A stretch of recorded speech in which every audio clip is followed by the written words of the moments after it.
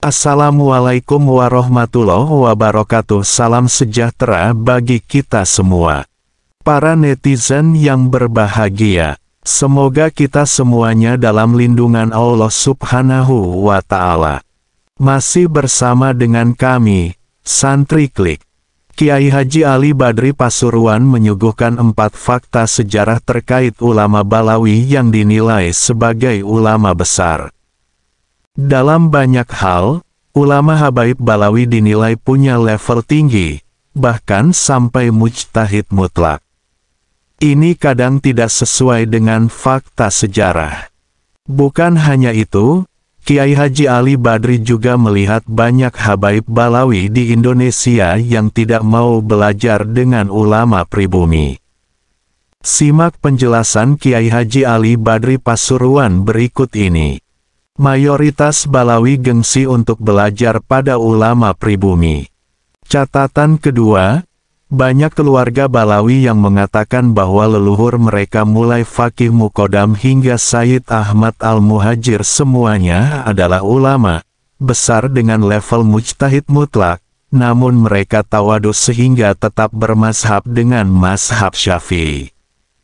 Cerita itu bertentangan dengan beberapa fakta sejarah, bahkan bisa jadi bumerang bagi status keabsahan nasab mereka sendiri. Berikut fakta-fakta itu. Fakta pertama tentang keilmuan leluhur Balawi dalam sejarah. Dalam kitab Al-Istizadah min Akhbaris Sadah halaman 62, Habib Ali bin Muhsin Assegaf mengutip pernyataan kakek beliau, yaitu Habib Abdurrahman bin Ubaidillah Assegaf, Mufti Hadramaut yang wafat tahun 1375 Hijriah.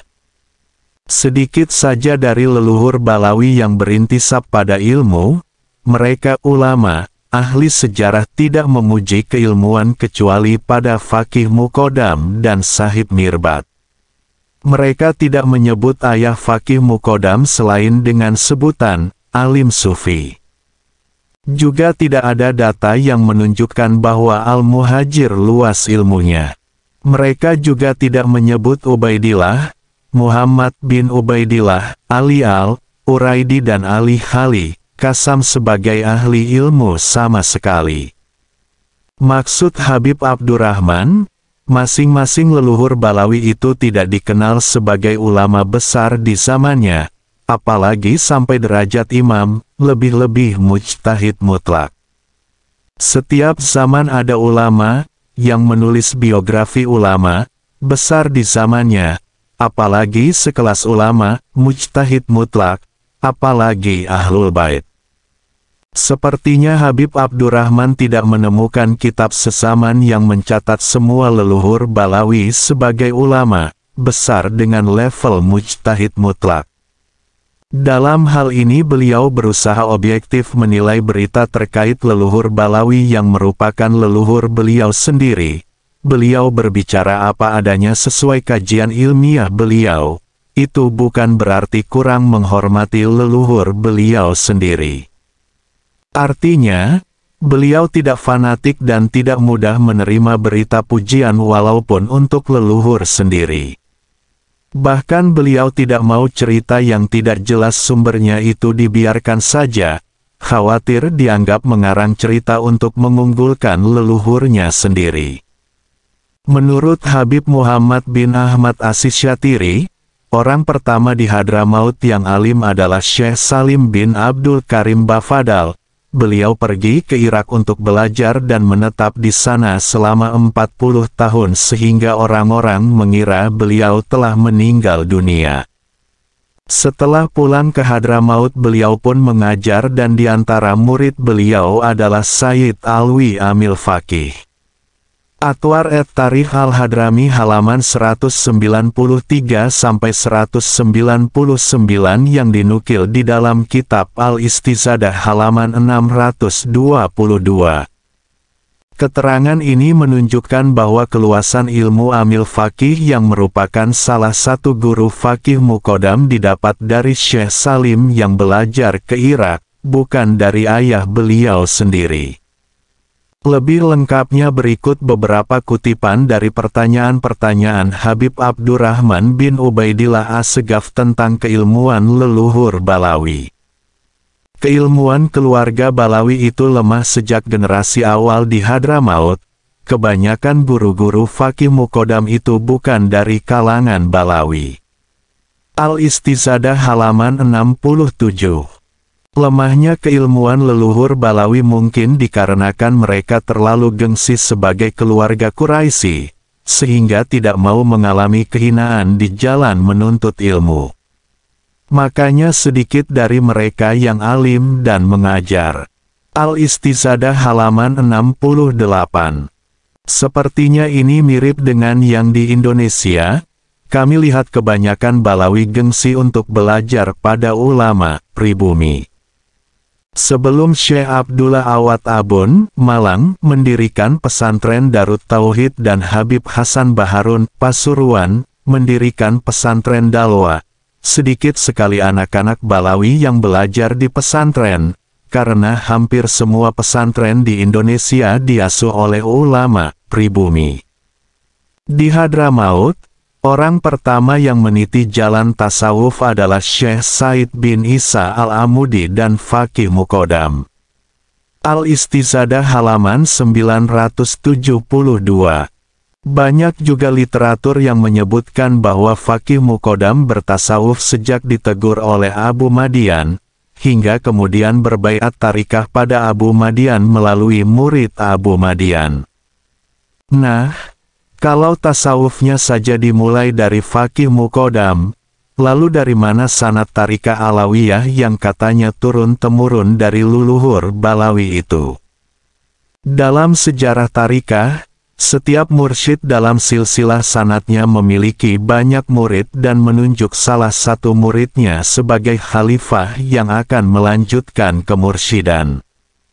Kalau Fakih Muqaddam adalah orang pertama di Hadramaut yang meniti jalan tasawuf dan bertarikah, bagaimana bisa habaib sekarang mengklaim bahwa sanad tarikah Fakih Muqaddam didapat turun-temurun dari leluhur beliau? Maka, menurut saya, akan lebih aman kalau sanad tarikah Alawiyah itu menggunakan sanad Abu Madian, yang berarti tarikah Alawiyah adalah cabang dari tarikah Matianiyah. Sebagian orang menyebut mazhab leluhur Balawi adalah Syiah dan ditentang oleh habaib. Namun ada yang aneh, generasi awal leluhur Balawi di Hadramaut tidak ada yang menamakan anaknya dengan Abu Bakar, Umar dan Utsman. Orang pertama yang menamakan anaknya dengan Abu Bakar dan Umar adalah Habib Ahmad putra Fakih Muqaddam yang wafat pada tahun 706 H. Al-Istizadah halaman 111. Kesimpulannya, berdasarkan pertanyaan-pertanyaan Habib Muhammad As-Syatiri dan Habib Abdurrahman As-Segaf di atas, klaim bahwa sanad ilmu dan tarikah Balawi itu dari leluhur secara turun-temurun hingga Sayyidina Ali adalah tidak ada dasar yang valid. Tentu kita tidak boleh menganggap mereka mengarang atau berbohong, tapi mereka hanya mengira saja, mereka mendapat sanad hingga Fakih Muqaddam, kemudian mereka mengira bahwa beliau mendapat sanad dari ayah atau paman beliau dan seterusnya. Makanya di awal saya hanya sebut mereka suka tasahul, menyepelekan, dalam hal riwayat, bukan suka berdusta. Fakta kedua tentang pernah diragukannya nasab Al-Muhajir oleh sebagian penduduk Yaman. Cerita ini cukup masyhur dan dikutip oleh Habib Abu Bakar Al-Adani bin Ali Al-Masyhur dalam kitab beliau yang berjudul Al-Imam Ubaidillah bin Ahmad Al-Muhajir wa Abnauhu As-Salasah, halaman 30-31. Ketika di Yaman tersebar isu yang meragukan nasab Sayyid Ahmad Al-Muhajir, maka berangkatlah Sayyid Ali bin Muhammad bin Jadid bin Ubaidillah bin Ahmad Al-Muhajir ke Makkah untuk berhaji. Beliau membawa rombongan 100 orang jamaah haji. Mereka mampir di Irak dan Sayyid Ali meminta itsbat nasab pada asraf di Irak, beliau pun mendapat isbat disaksikan oleh 100 orang itu. Kemudian kembali mendapat isbat di Makkah Al-Mukarramah. Setelah pulang ke Yaman maka 100 orang saksi itu menceritakan semuanya pada penduduk Yaman. Fakta ini kontradiktif dengan klaim bahwa leluhur Balawi mulai Faqih Muqaddam hingga Sayyid Ahmad Al-Muhajir semuanya ulama besar dengan level mujtahid mutlak. Kalau semua mereka mujtahid mutlak, apalagi mereka Ahlul Bait yang masih dekat dengan zaman Al-Imam Ja'far Ash-Shadiq, pasti nama dan nasab mereka bukan hanya dikenal dan dicatat oleh ulama sejarah, tapi pasti juga dikenal dan dicatat oleh ulama ahli hadits dan fikih pada zaman masing-masing. Dengan kata lain, mana mungkin seorang mujtahid mutlak diragukan nasabnya sampai segitunya. Fakta ketiga tentang pilihan Al-Janadi ketika menulis biografi ulama dan raja-raja dalam kitab As-Suluk. Al-Janadi mengangkat sejarah salah satu ulama, keluarga jadid keturunan Sayyid Ahmad yang bernama Syarif Ali Al-Jadidi Abul Hasan. Al-Janadi menulis nasab beliau begini, Ali bin Muhammad bin Ahmad bin Muhammad bin Ali bin Muhammad bin Jadid bin Abdullah bin Isa.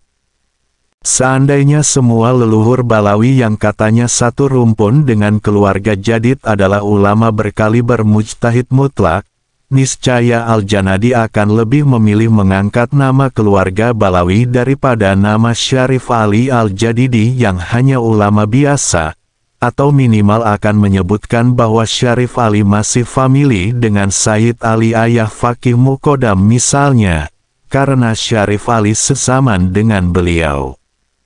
Al-Janadi justru hanya menyebut bahwa Syarif Ali memiliki famili di Hadramaut yang dikenal dengan keluarga Abi Alawi.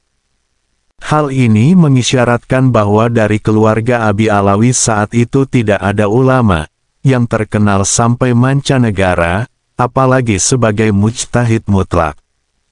Fakta keempat tentang kitab-kitab nasab primer yang tidak mencatat nama Abdullah atau kitab-kitab sekunder yang mencatat nama Abdullah sebagai nama yang tidak disepakati, yang disepakati hanya 3 saja, yaitu Muhammad, Husain dan Ali, sedangkan nama Abdullah hanya disebut dengan kalimat, kila, atau konon katanya.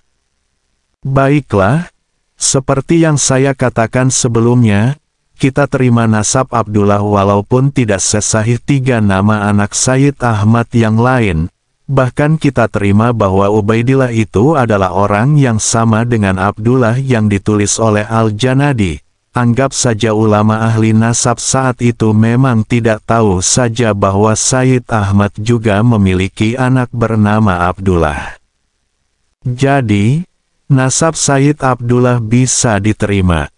Hanya saja, mana mungkin anak Sayyid Ahmad yang menjadi mujtahid mutlak tidak diketahui oleh ahli nasab dan ahli sejarah, sedangkan anak-anak Sayyid Ahmad lainnya yang bukan ulama, besar saja diketahui dan dicatat oleh semua kitab nasab.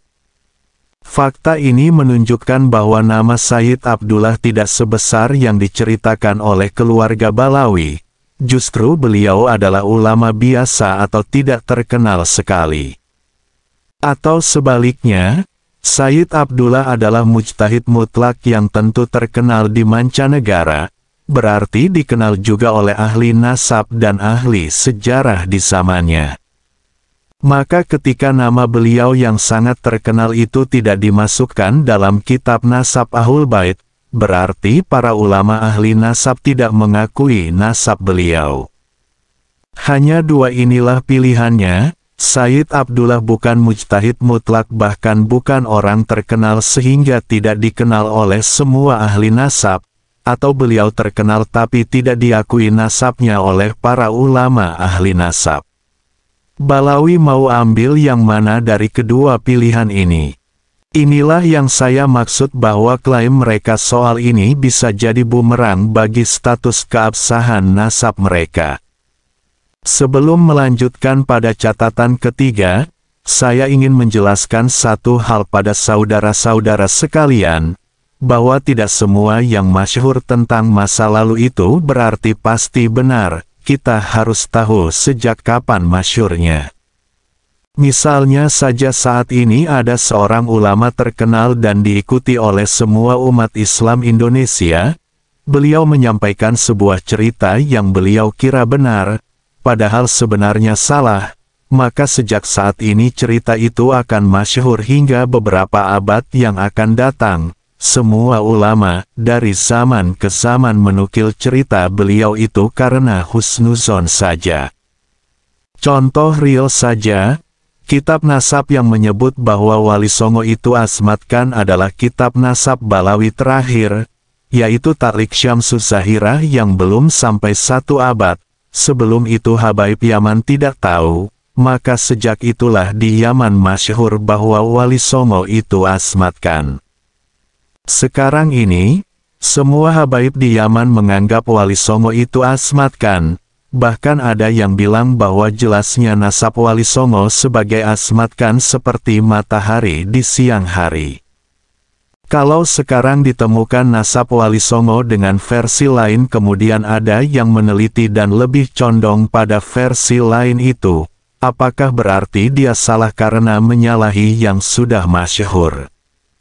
Sedangkan masyhurnya hanya dalam kurun 100 tahun terakhir ini saja. Apakah berarti juga dia merasa lebih pandai dari Habib dia, Syahab Pentarlik Syamsus Zarirah, Habib Salim As-Syatiri, Habib Abu Bakar Al-Adani bin Ali Al-Masyhur dan lain-lain yang menerima nasab Wali Songo versi Asmatkan? Tentu tidak. Para habaib dan ulama besar itu menerima versi Asmatkan karena husnuzon saja. Mereka hanya cukup percaya pada orang yang meriwayatkan. Mereka tidak meneliti sendiri. Semoga bermanfaat. Wallahul muwafiq ila aqwamit thoriq. Wassalamualaikum warahmatullahi wabarakatuh.